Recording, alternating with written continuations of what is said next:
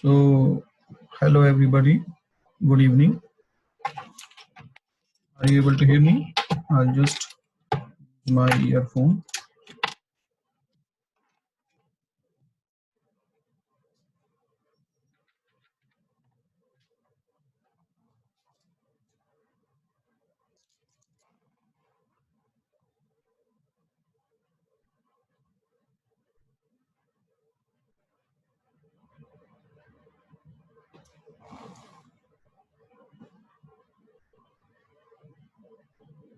Able to hear me? So we will start again today with the same topic, that is propositional logic, and then we will continue for predicate logic. I hope you were comfortable with the last topic we covered yesterday,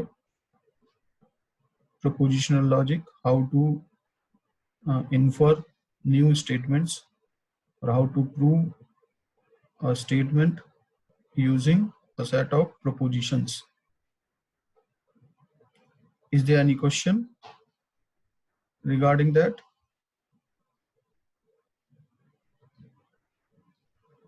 No, sir. Everybody is comfortable with that?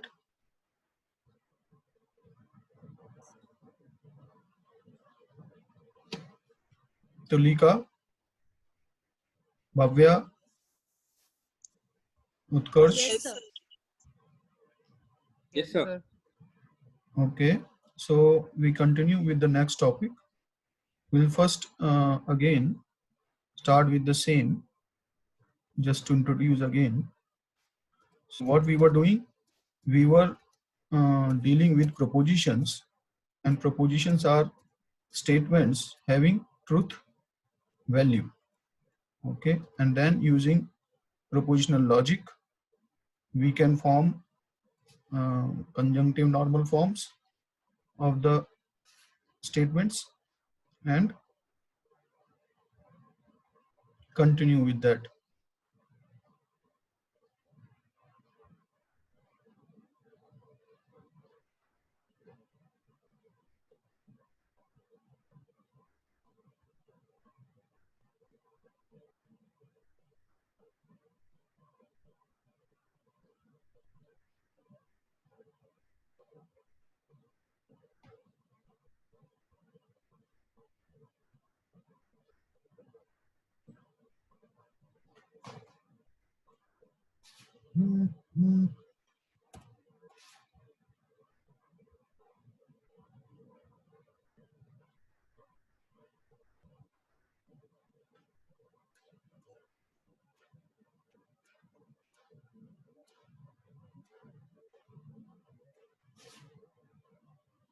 I was able to use some markup.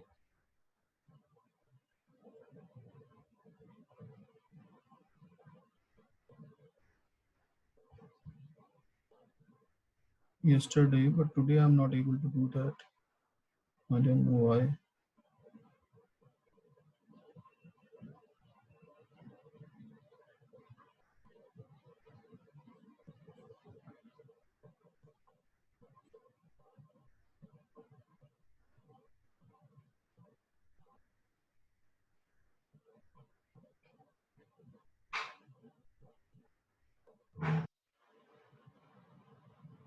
Okay, probably I'm not opening them.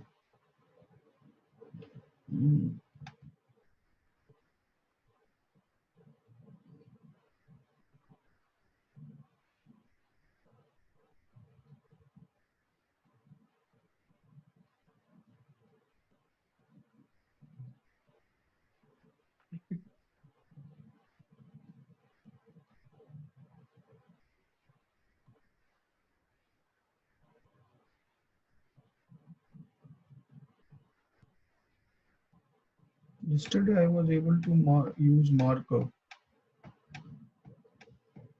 Today it is not there.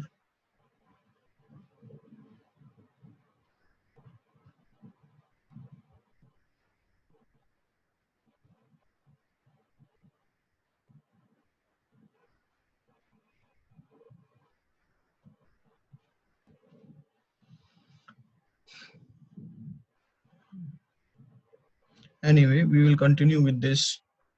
I'll see it later on. What is the problem?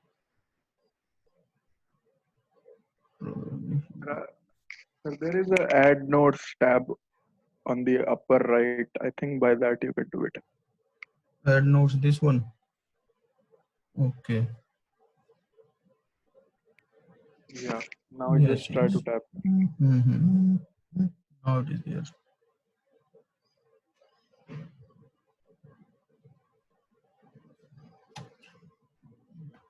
Okay. So we have done propositional logic, and now we come to predicate logic. So what do we mean by why do we need predicate logic? First, we understand that. So we can represent objects and quantification. So we can use variables here in predicate logic. In the simple layman language, we can say that suppose reusability, concept of reusability comes into the picture.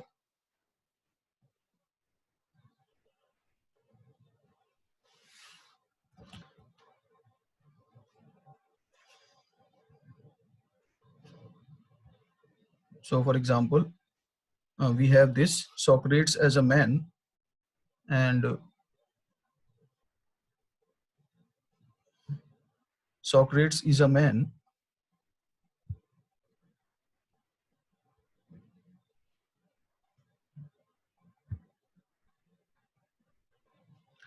So we can write a proposition. In proposition, if we will have to write, we will write something Socrates man. Some name we will attach to the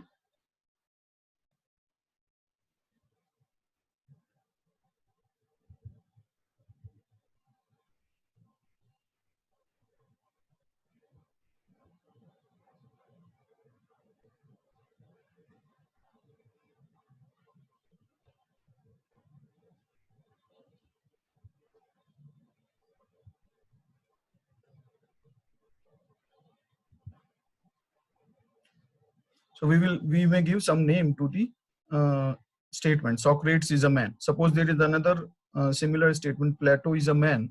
We will have to again use another variable. Suppose that is Plato man. So these variables are different. What is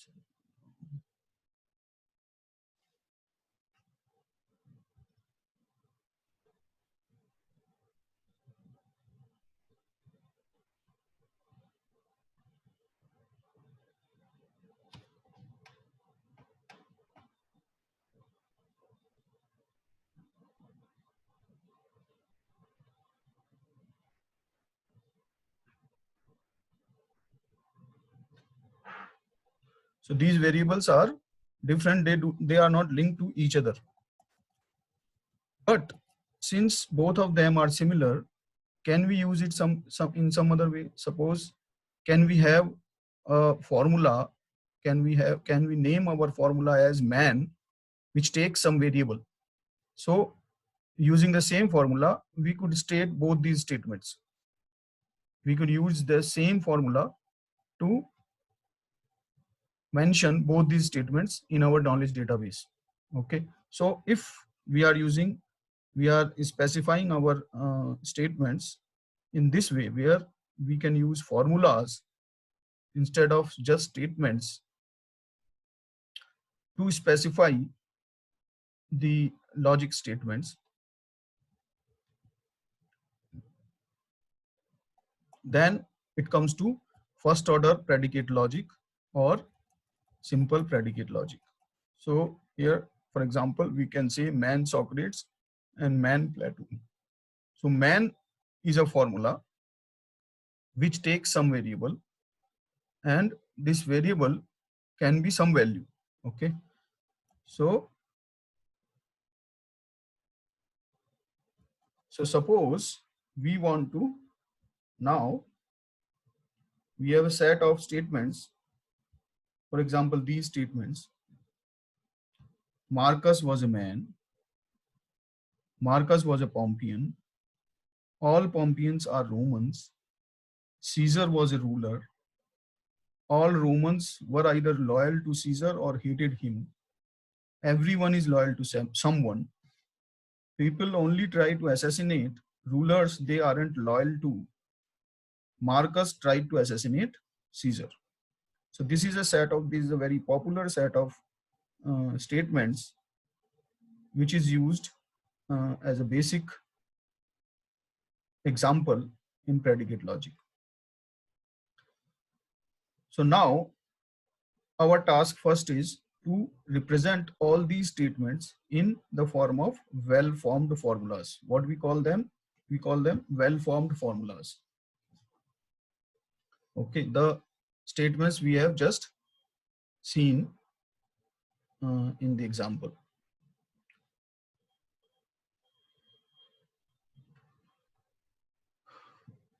So we continue with that. Marcus was a man. So we can simply say man Marcus. Then Marcus was a Pompeian. So again, Pompeian becomes another formula where Marcus is its value, variable's value. So Pompeian Marcus becomes a statement. Okay. Then come, so when we have to find all Pompeians were Romans, when we have to specify all. So that means we want to quantify, we want to specify how many or quantity of some of our entities in the statement. So when we want to quantify, so we use quantifiers, and there are two quantifiers available. Universal quantifier. What is that? Universal quantifier, it is specified in this way. Universal quantifier for all x. It means for all x. So whenever we are about to write a formula, well-formed formula, WFF, what we call it, we can and we have thought of some variables which we are going to use within formula. Then we can quantify those variables before starting that formula. So we just specify the scope of variables to whom we mention, to whom we refer by a variable. How many people we refer by that variable, and what are those? So how many means either we can refer all of them, or we can refer some of them, or some specific one of them. So that is why there are two quantifiers available. So whenever we are making a formula, whenever we are writing a formula or some logic statements, to specify some logic statement, we can quantify them either universally or specifically, or what we call them existentially. Okay. Universally means when we want to refer everyone, every element of a particular domain. So when we want to refer for all x, when we want to make a statement for all possible values of the elements, then we specify for all.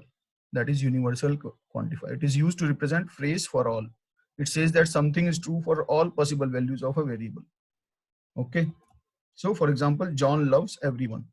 So we want to refer everyone of, then another. So John loves everyone. We can say for all x loves John x. Okay. So same statement, John loves everyone. For all x, John loves x. We want to specify this. So we can say loves is a formula, and it takes two variables, first variable and second variable. Whatever be the first variable, if it is x and if it is y, then loves xy will mean x loves y. That we have got understanding of this formula, suppose. Okay. So if we have got understanding of loves xy to be x loves y, where x and y can be some person, can be anything, can be anyone, can be anything and anyone. So we have not specified any domain here. So if we have not specified, that means universe is our domain. That means X can take any possible value of universe. Okay, similarly, Y can take any possible value of universe. Now we say loves John X. So when we specified John here, that means we have quantified it. We want to refer a particular person, John. Okay, so now this is not a variable, this is a constant. John is a constant, but X is still a variable. So X can take any value. Now we want to quantify to what we refer X, to how many variables we refer X. What value can be there in X? So when we say John loves everyone, we can specify for all X loves John X. Okay. So you may say that it might not be complete because John, when we are saying X and Y, X may be anything. It need not be some person only. It may be anything or any animal. Okay. Then if our universe includes everything, then we may have to add some other statement also. For all X, if X is a person, then John loves X, something like that. If we want to specify what is X out of everything in world. तो उस तरह के statement you can just specify particularly and you can make those statements. Here it says John loves everyone. So we assume that everyone includes everything in our universe, and that is why we have written or we have represented this statement as for all X loves John X, where X can take any value. Okay.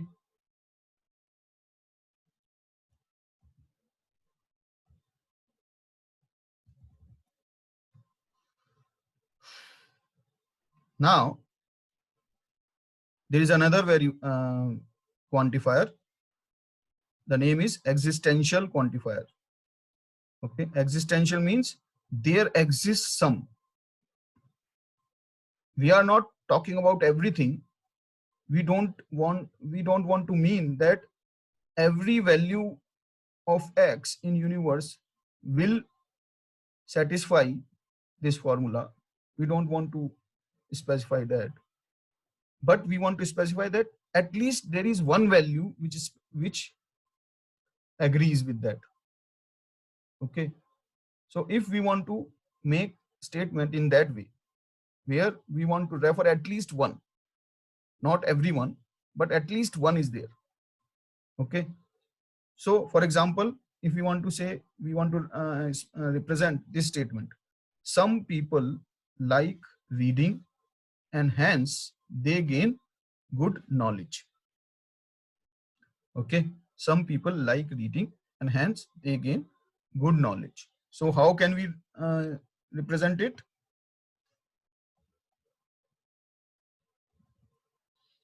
Some people like reading. So person and some people like reading. Just assume that we will mention or we will specify the value for some later on. Just look at this. People like reading and hence they gain good knowledge. So person X and like X reading, it means hence. So what it is saying? This statement means people like reading, that is why, and hence they gain good knowledge. People like reading and hence they gain good knowledge. So what we want to say, that if a person likes reading, then he will gain knowledge. That's what is the meaning which we want to represent from this statement. Okay, you may, so again there is a question and which may be debated, that whether this is the only meaning which is conveyed by this statement. So for each statement, for each English statement, there may be more than one meaning which it contains in natural language. That is the problem, and that is why we want to have this kind of um, mechanism to specify our knowledge perfectly, which doesn't convey more than one meaning. Okay, so अगर English के sentence में देखें तो English का sentence ये क्या कह रहा है? Some people like reading and hence they gain good knowledge. So this sentence contain a lot of more knowledge than what is represented by this representation of this statement. Okay, we might need, or we might like to represent more knowledge from this statement. People like reading and hence they gain good knowledge. Okay, so one, for example, which I can observe right now, that this statement also says that people generally like reading, right? So this statement, apart from the representation which is drawn here from this statement, this statement also mentions that people like reading. That means it assumes that generally people like reading. Okay, now, hello? Sir, it is not. I mean, how can you say that it assumes that people like reading? So because it says some people like reading. Okay, so if I just assume, if I just remove this, there exists X. Just look at this sentence. It says person X and like X reading. Okay, so it says if there is a person who likes reading, it means X will gain knowledge. That is the knowledge, that is the meaning of this sentence, which is represented by this representation. कि अगर एक person X reading पसंद करता है तो वो knowledge gain करेगा. That is the only meaning which is conveyed by this. Now, it also mentions some people like reading. Okay, so if we want to include that, some people, then we can say there exists X. And if there was not some was not there. अगर ये इतना ही होता, people like reading, so इसका मतलब क्या है? Generally they like reading. So all of the people, most of the people like reading. Okay, so उसका मतलब ये निकल सकता था. That is what that is why we require this kind of mechanism to represent our knowledge in fixed or defined way, because natural language doesn't contain knowledge which is very much same for everybody. Each sentence may contain different meanings for different person. Okay, so अभी हम ये समझते हैं कि यहाँ पे ये meaning है कि some people like reading and hence they gain good knowledge.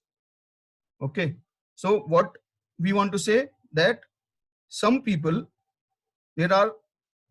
some people means there is at least one people who like reading and hence they gain good knowledge. So that means we can specify there exists X such that who is person, X is person, and X likes reading. So if that is the case, there exists X who is person, there exists X who is person first, and he likes reading, then it means, it implies that X will gain knowledge.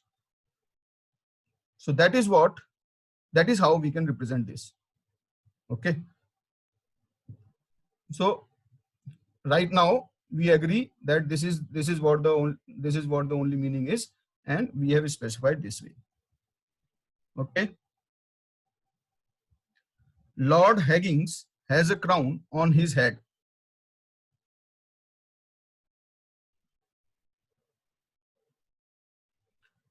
Lord Higgins has a crown on his head.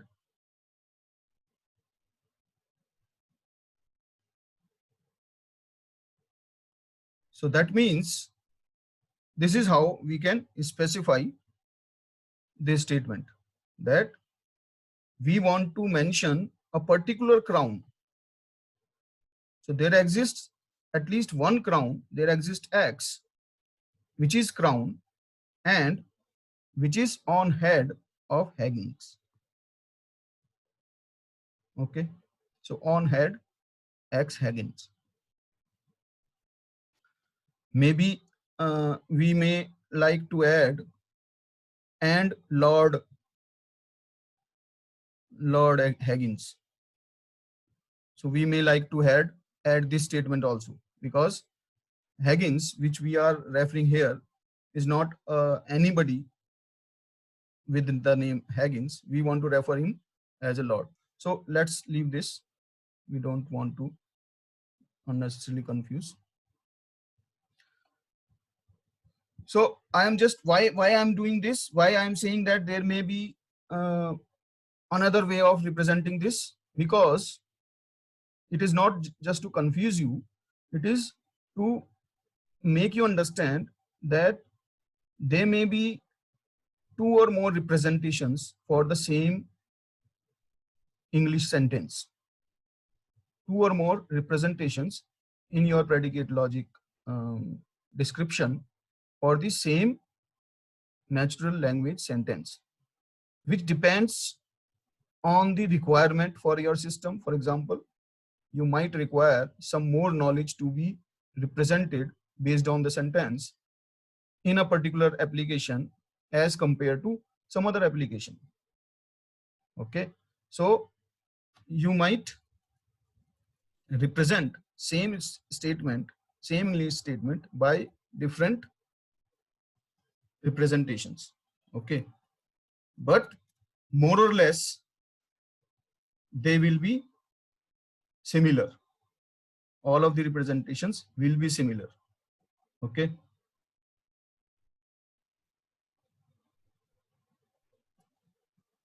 These quantifiers may be nested also.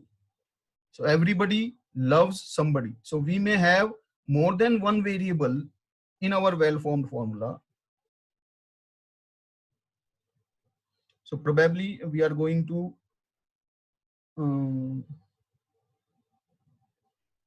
end in some time. So if we end in between, you may join in the next meeting, which I have already scheduled. So another way is nested quantifiers. So we may have more than one variable in a formula, and we want to quantify differently each variable. Okay. So for example, everybody loves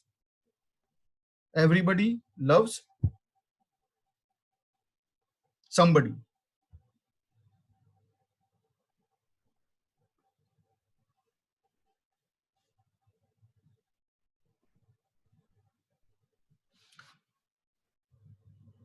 Everybody loves XY.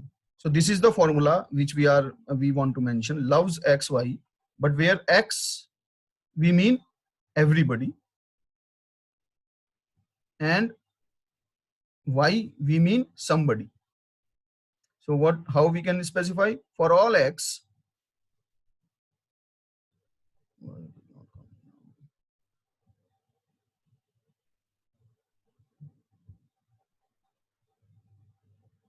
so for all X,